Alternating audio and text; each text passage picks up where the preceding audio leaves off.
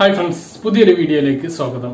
നമ്മുടെ മലയാളികളുടെ അടുക്കളയിൽ ഒഴിച്ചുകൂടാൻ കഴിയാത്ത ഒരു ഭക്ഷ്യ വസ്തുവാണ് ഇപ്പോൾ സവാള എന്ന് പറയുന്നത്. പക്ഷെ ഇപ്പോൾ സവാള വാങ്ങുക എന്നുള്ളത് മലയാളികളെ സംബന്ധിച്ചിടത്തോളം വലിയധികം പ്രയാസം നേരിടുന്ന ഒരു അവസ്ഥയാണ്. കാരണം സവാളയുടെ വില തന്നെയാണ്. 90 മുതൽ 120 രൂപ വരെ കേരളത്തിന്റെ വിവിധ പ്രദേശങ്ങളിൽ ഇതിന്റെ വില നൽകേണ്ടി വരുന്നു.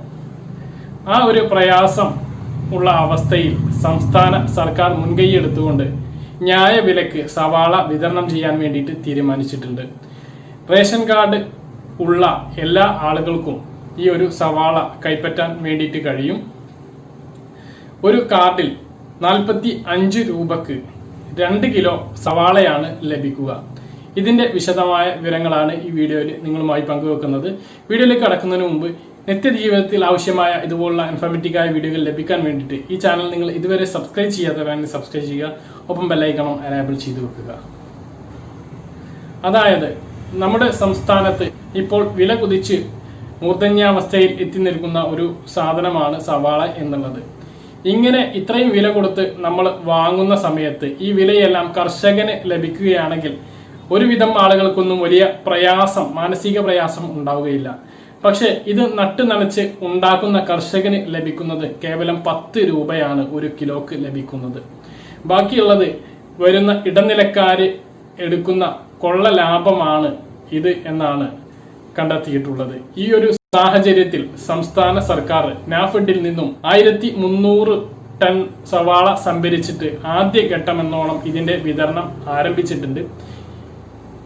നവംബർ 3 മുതൽ ഇതിന്റെ വിതരണം തിരുവനന്തപുരം ജില്ലയിൽ ആരംഭിച്ചിട്ടുണ്ട്. ഇന്നു മുതൽ എല്ലാ ജില്ലകളിലും ഇതിന്റെ ഒരു വിതരണം നടത്തുവാൻ വേണ്ടിയിട്ട് സംസ്ഥാന സർക്കാർ തീരുമാനിച്ചിട്ടുണ്ട്.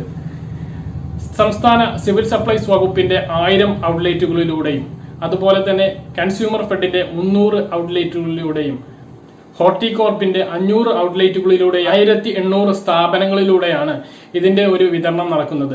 അപ്പോൾ നിങ്ങളുടെ അടുത്ത് ഏത് ഔട്ട്ലെറ്റ് ആണ് തൊട്ടടുത്ത് ഉള്ളത് എന്നുണ്ടെങ്കിൽ നിങ്ങൾ അവിടെ പോയിട്ട് നിങ്ങൾ അവിടുത്തെ നമ്പർ കളക്ട് ചെയ്യുക.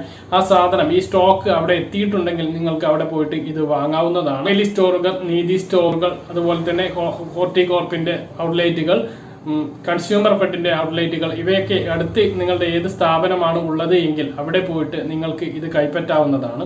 നിങ്ങൾ അവിടെ വിളിച്ചൊന്ന് അന്വേഷിക്കുക. ഇതിന്റെ സ്റ്റോക്ക് എത്തിയിട്ടുണ്ടോ എങ്കിൽ നിങ്ങൾക്ക് 2 കിലോ, ഒരു കാർഡിൽ ഒന്നിലെ 2 കിലോ സവാള ലഭിക്കുന്നതാണ്. കിലോക്ക് 45 രൂപ നിരക്കിലാണ് ഈ സവാള നമുക്ക് ലഭിക്കുന്നത്.